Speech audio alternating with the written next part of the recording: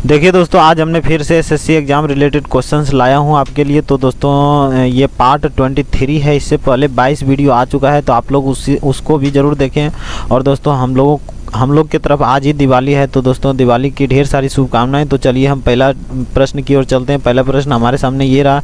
इसमें बोल रहा है यदि साइन क्या कहता है 3 sign A minus cos A बटे cos A plus sign A equal 1 है, तो कॉट ए का मान पूछ रहा है। तो देखिए दोस्तों, हम इसको लिखते हैं पहले। सबसे पहले देखिए दोस्तों, ये बटे में है, तो ये इसको हम देखिए हम पहले लिखते हैं 3 sign A minus cos A बटे कितना cos A minus plus sign ए बराबर में कितना है 1। अब ध्यान दीजिए, इसको हम उठा के इधर कर सकते हैं, 1 में गुना में आ जाएगा 1, यानी कि 3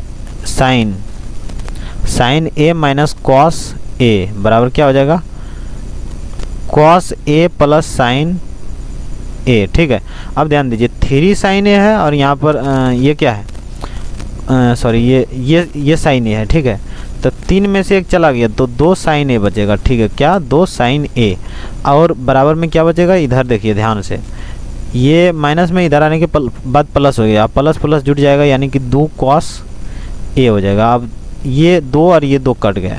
हमको लाना है कितना कॉट, तो हमको ऊपर में कॉट रखना है। कॉट ए बटे क्या हो जाएगा साइन ए, कॉट ए बटे साइन ए बराबर कितना हो जाएगा 1, क्योंकि नहीं कुछ रहेगा तो 1 रहेगा, गुना से इधर आएगा तो 1। अब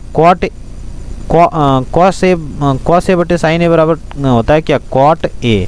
अब कॉट ए का मान भी 1 ही हुआ, क्योंकि इतना बराबर इतना 1 तो 1 ही है, तो 1 हमारे ऑप्शन नंबर सी में, सी इज द राइट ऑप्शन। चलिए नेक्स्ट प्रश्न हमारे सामने ये रहा। इसमें बोल रहा है कि साइन स्क्वायर ए माइनस 3 साइन ए प्लस 2 बराबर 0 है, तो ए का मान निकालें। और ए का मान जो है 90 या 90 से छोटा और 0 या 0 से बड़ा होना चाहिए। ठीक है, तो सबसे पहले हम क्या लिख सकते हैं, हम इधर लिख सकते हैं साइन स्क्वायर ए स्क्वायर है और माइनस 3 साइन ए प्लस 2 बराबर 0। ध्यान दीजिए, हमको क्या करना है कि ये साइन को 2 भाग में बांटना है। देखिए कैसे बांटना है, साइन ए साइन स्क्वायर ए ये नहीं है, और माइनस 2 साइन ए माइनस साइन ए प्लस 2 बराबर 0। ध्यान दीजिए 2 साइन और 1 साइन, 3 साइन हो जाएगा ऑटोमेटिक। यहाँ दोनों जगह माइनस है तो इसलिए 3 साइन होगा। अब इतना में हम अलग कॉमन लेंगे, इतना में हम अलग कॉमन लेंगे। तो सबसे पहले ध्यान दीजिए, यहाँ पर साइन ए 2 ठो है, यानी हम 1 ठो साइन ए ले लेते हैं। साइन ए कॉमन लिए तो बचा क्या साइन ए, साइन ए क्योंकि यहाँ 2 ठो है। अब माइनस यहाँ पर 1 ही है तो 1 लिया जाएगा तो बचेगा ओनली 2। अब माइनस 1 यहाँ कॉमन हम लेते हैं तो यहाँ बचेगा साइन ए क्योंकि यहाँ पर 1 ही साइन है। और यहाँ पर प्लस है, प्लस में से हम माइनस बाहर निकाल चुके हैं तो यहाँ पर माइनस बचेगा, और 2 में से मैंने 2 एकम 2 हो जाएगा और क्या बराबर 0, यहाँ 2 बचेगा। अब ध्यान दीजिए ये दोनों 1 हो जाता है तो हिसाब हमारा सही रहता है। तो इसमें जो है दोस्तों क्या कर सकते हैं हम, साइन ए माइनस 2 1 हो गया और ये साइन माइनस 1। ठीक है, तो साइन माइनस 1 ये हो गया बराबर 0 है। अब इसका मान तो संभव नहीं होगा। कैसे, देखिए दोस्तों, हमारा मान पूछ रहा है 90 डिग्री से छोटा या 90 डिग्री रहना चाहिए, लेकिन इसमें तो क्या हो जाएगा साइन ए बराबर 2 हो जाएगा, जो कि 2 संभव ही नहीं है। 90 डिग्री के अंदर रहना 2 से संभव नहीं है। तो ये साइन माइनस 1 है तो साइन मतलब ए भी है, साइन ए बराबर क्या हो जाएगा 1, ये संभव है। अब ध्यान दीजिए सारणी के हिसाब से आप लोग याद किए होंगे, तो 1 का मान कब होता है, जब साइन 90 डिग्री का मान 1 होता है। ठीक है, क्या ए का मान 90 डिग्री, अगर हम यहाँ लिखेंगे साइन 90 डिग्री बराबर 1 तो ही सही होगा, क्योंकि 1 हमेशा साइन 90 डिग्री का मान ही होता है। तो हमारे पास ए कितना है 90 डिग्री, और 90 डिग्री ऑप्शन नंबर डी में है, D is the right option. देखिए दोस्तों अगला प्रश्न हमारे सामने ये रहा। इसमें बोल रहा है 1.2 और 2.7 क्या है, 1.2 और 2.7। ध्यान दीजिए इसमें फिट बैठ रहा है इसलिए इसका मतलब आसान है। अगर दशमलव में और कुछ दे देगा तो उसके बारे में भी हम बता देते हैं। इसमें हम देखिए चलिए हम उसको भी बता ही देते हैं। अगर आ जाएगा 5.75 और 3.26 या 2.6 नहीं आया, ओनली 2 आया, तो हम इसमें दशमलव कैसे उड़ाएंगे, ध्यान दीजिए। यहाँ तो इसमें 2 दशमलव है, तो हम यहाँ पर 1 अंक पुरता है, इधर 2 अंक पुर जाता है, इसलिए हम नहीं उड़ा सकते हैं। लेकिन हम इसको जुगाड़ लगा लेंगे, इधर 0 दे करके हम उड़ा देंगे। 2 अंक इधर भी 2 अंक हम उड़ा सकते हैं, सिंपल।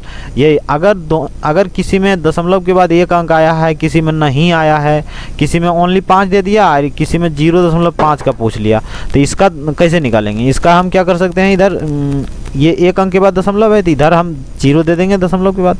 अब हम उड़ा सकते हैं आराम से। तब 50 और 5 का हम लोग तो निकाल देंगे, सिंपल।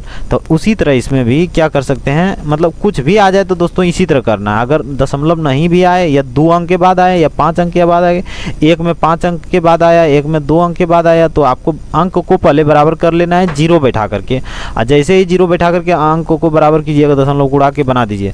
तो अब बनाने के बाद फिर बाद में दशमलव देना है, ऐसा नहीं कि उड़ा देने के बाद उड़ल रहेगा। इसको उड़ाएं तो क्या हो जाएगा, 12 और 27 का हमको क्या निकालना है, LCM। तो इधर कितना 3 से लग जाएगा, 4 बचेगा, इधर 9 बचेगा। 9 चौक 36, 36 कितना हो गया, 36 गुने 3, 6 3 18 8 बाकी 1 3 3 9 1 10, कितना हो जाएगा 110, सॉरी 108। 108 जो है 108 तो हो गया। इधर दशमलव भी 1 अंक के बाद है, ठीक है। तो 1 अंक के बाद हमको यहाँ दशमलव भी देना है, तो कितना हो जाता है 10.8। 10.8 किस में, 10.8 ऑप्शन नंबर बी में है, ठीक है। Option number B is the right option. Next प्रश्न हमारे सामने ये रहा है, इसमें बोल रहा है एक लंब वृत्ताकार बेलन की त्रिज्या उसकी ऊंचाई से 4 गुनी है। ध्यान दीजिए, उसकी ऊंचाई यहाँ बोल रहा है 14 सेमी, यानी h ऊंचाई होता है, h बराबर कितना है 14 सेमी। h बराबर कितना 14 सेमी। और यही बात यहाँ बोल रहा है बेलन की त्रिज्या उसकी ऊंचाई की 4 गुनी है, यानी ऊंचाई की 4 गुनी है, यानी r बराबर क्या हो जाएगा 4 गुना h बराबर क्या हो जाएगा, h का मान हमारे पास 14 का 56 56 हो जाएगा सेमी, ठीक है। अब इसका क्या पूछ रहा है, वॉल्यूम यानी आयतन पूछ रहा है। तो आयतन निकालना है हमको, क्या लिखना है आयतन का सूत्र होता है पाई r² h। ध्यान दीजिए पाई का मान 22/7 होता है। देखिए इस सूत्र याद रखना पड़ेगा आपको, याद नहीं रखिएगा तो नहीं बन पाएगा ना। ओनली ये फार्मूला बेस्ड क्वेश्चन है दोस्तों, इसमें कुछ करना नहीं है, बस गुना करना है और कुछ नहीं। तो पाई का मान लिखें 22/7 याद रखना है। उसके बाद r का मान हमारे पास कितना है 56, स्क्वायर है यहाँ, तो ध्यान दीजिए स्क्वायर है ना, तो हम 56 2 बार लिख देते हैं, ठीक है 56। और उसके बाद यहाँ h है, h का मान हम 14 लिख सकते हैं 14। देखिए दोस्तों अब इसको 7 दूनी 14 काटिए, और ये 2 ये 56 ये 56 और ये 22 गुना कीजिए, आपका आंसर ये वाला आ जाएगा ऑप्शन नंबर सी, ठीक है। कितना 1,37,984, 1,37,984 option number C is the right option. चलिए नेक्स्ट प्रश्न हमारे सामने ये रहा, इसमें बोल रहा है साधारण ब्याज की वार्षिक ब्याज दर क्या होगी जिस पर 880 रुपये की धनराशि 3.2 वर्षों में 913 रुपये हो जाती है, ठीक है। तो ध्यान दीजिए इसमें वार्षिक मतलब साधारण ब्याज का सूत्र का उपयोग करते हुए बनाना है। क्या लिखना है, ये मूलधन है हमारा, ठीक है। तो 880 गुना मूलधन गुना दर तो निकलेगा, तो आर हम लिख देते हैं गुना समय यही 3/2 वर्ष है, 3/2 वर्ष। अब बटे 100 करना है, और इधर लिखना है क्या, देखिए 880 से हो जाता है 913, यानी 20 रुपया इधर से और इधर से 13 रुपये, 20 10 30 30 3 33 रुपया, हमारा 33 रुपया ब्याज हो जाता है, ठीक है। अब देखिए इसको बनाना शुरू कीजिए, ये तो 44 बार से काट दीजिए, ये 0 कटेगा 1 0 आ जाएगा, ठीक है। और ये 0 से ये 0 काट दीजिए, ठीक है। उसके बाद हम इधर काट सकते हैं, इसका आधा 5 इसका आधा 22, ठीक है। उसके बाद और हम क्या कर सकते हैं, इधर काट सकते हैं। इधर लिखिए 2 बार में 11 दूनी 22 और 11 तिया 33, ये 3 और ये 3 भी कट रहा है हमारे पास। तो हमारे पास बच क्या रहा है, r बराबर बच रहा है, इधर 5 आ जाएगा, r बराबर 5/2 बचेगा, ठीक है। r बराबर कितना बचेगा 5/2, जो कि होता है 2.5 वर्ष, यानी कि 2.1/2, ठीक है।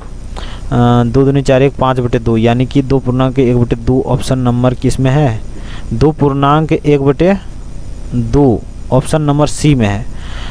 तो दोस्तों ये सब प्रश्न का इसी तरह हल करना है, और आगे भी इसी तरह का वीडियो आता रहेगा, तो आप लोग वीडियो देखना ना भूलें। और पीछे भी वीडियो आ चुका है तो उसको भी आप लोग ज़रूर देखें। तो दोस्तों चलिए, और दोस्तों आज दिवाली हम लोगों की तरफ आज दिवाली है, और वीडियो में आप लोगों को पटाखा का आवाज़ बहुत सुनाई दिया होगा, तो उसके लिए आपको सॉरी चाहते हैं, क्योंकि आज वीडियो बनाना ज़रूरी था और पड़ाका लोग मानेंगे नहीं, क्योंकि फोड़ेंगे ही तो हम किसको मना सकते हैं। तो इसी तरह आप लोगों से सॉरी, और क्या। चलिए आज तक के लिए इतना ही, तब तक के लिए जय हिंद, जय भारत।